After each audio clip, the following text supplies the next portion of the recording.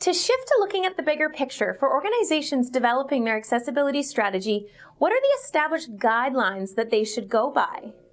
Yeah, the W3C has really taken the lead here, and they've created what's known as the Web Content Accessibility Guidelines, or WCAG guidelines. And these really have become the de facto standard guidelines that organizations throughout the world use for their own accessibility practices.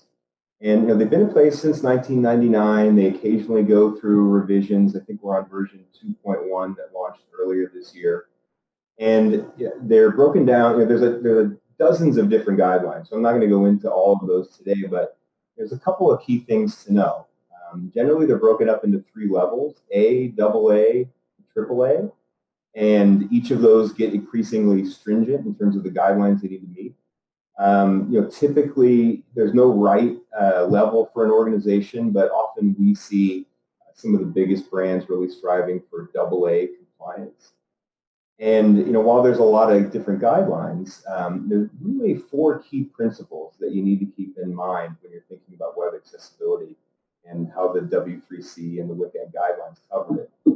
And that is, and it's summed up by a simple little acronym of 4. And the P standing for perceivable. So visitors have to be able to perceive information that's being presented to them.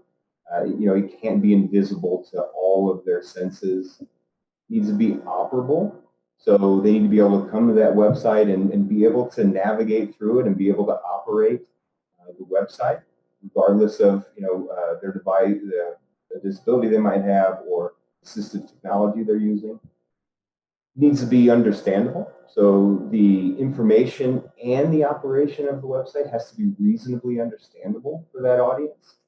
And it needs to be robust. So the content has to be robust enough to accommodate any assistive technology or user agents that user might be using when they come to the website.